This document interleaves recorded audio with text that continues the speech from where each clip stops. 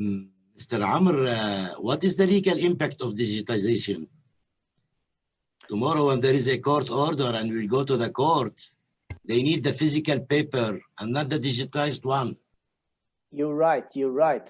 Unless as electronic laws is already issued, it should be issued and should be adopted in regulation. As I mentioned to you from the beginning, it's not only about the digitalization. It's need attention from the regulator to regulate all of these issues. But I think that there is some amendment in, related to appeal to leading law recently has been issued in Kuwait, adopting some electronic, bringing electronic procedures and consider the electronic signatures. And now PASI as a regulator now executed the signatures for all the peoples and companies and for taking the further step for that. But I'm totally agree with you that COVID and pandemic has already exposed the weaknesses of our legal regime, financial regime, but in the same time, it accelerates all things and obstacles that we are working around a long time ago.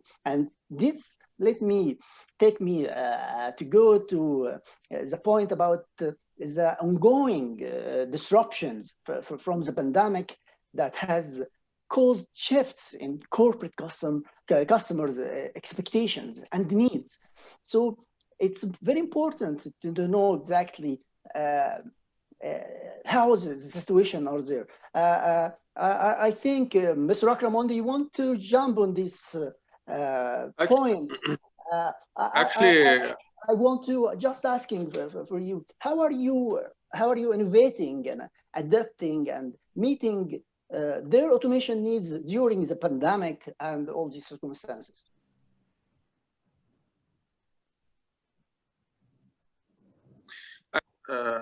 Sorry, you can hear me now? Yes. Actually, to my understanding, we already have the law supports electronic signature. That's why we can make online payments. And in fact, our system, our trade finance system here, application which we are using, it has a front-end portal that allows the client to access, submit an application for an LC or an LG. And it's enforceable against them because it's supported by a master agreement that covers their liability towards us as a bank. But my question regarding digitalization, from the discussions which I heard right now, we are talking about this digitalization of the relation between the customer and the bank. But in fact, the trade cycle and the trade process, it's more, it involves more than two stakeholders. We have shipping companies, we have insurance companies, we have port authorities, we have customs. Additionally, we have central bank that has some regulations and policies. So in my opinion, in order to fully digitalize the process of trade and make a breakthrough in this area, all these stakeholders need to get involved in automating their part of the process also. So today, the customer can submit his application over electronic platform. The bank issues the instrument.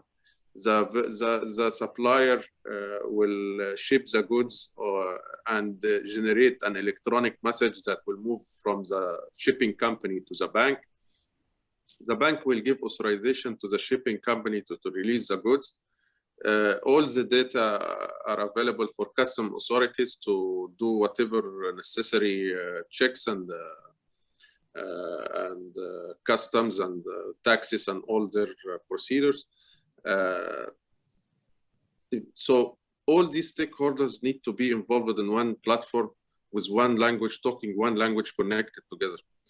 One more thing, which I think it's mainly where it lies the difficulty in getting this digitalization thing, that trade, especially overseas trade, it's you need to get around 250 countries into one agreement and one consensus on certain procedure or certain. I think you mentioned Bolero, and I recall back in 1999 we heard about the initiative of Bolero to connect all these parties together, but I don't know why it stopped. But I think it stopped because there was no enforceability on this initiative from the regulatory parts, because you cannot get all these hundreds and thousands of parties to get involved in one concession, one agreement, unless regulatory parts arrange for this. Like what happened with SWIFT when it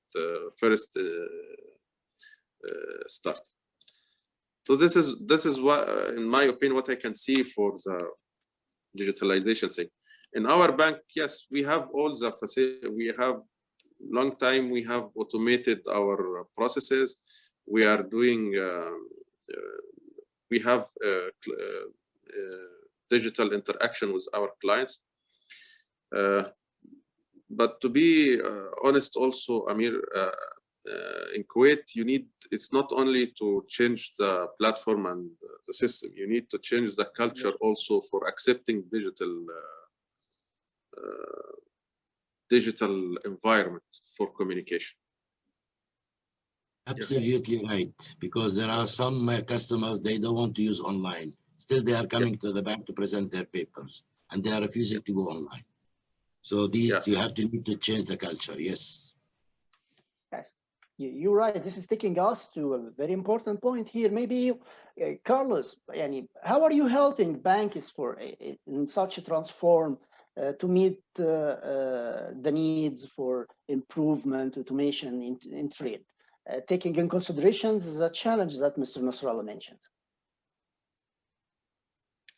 So I'm still from the time in the GCC where I would go to see a bank, and this was not many years ago.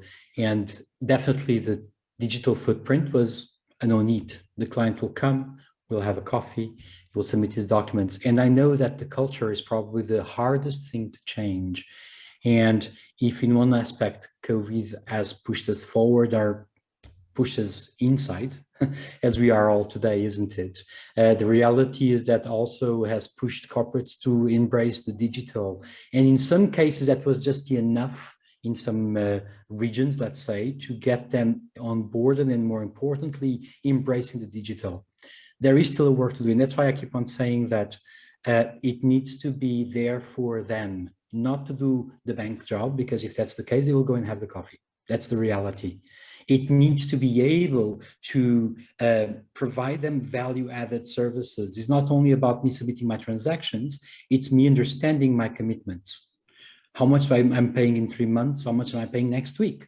What liquidity should I have available? Should I actually provide the comfort from an FX fluctuation perspective and submit a forward contract to protect myself? So this is what the e-banking layer should be focusing on.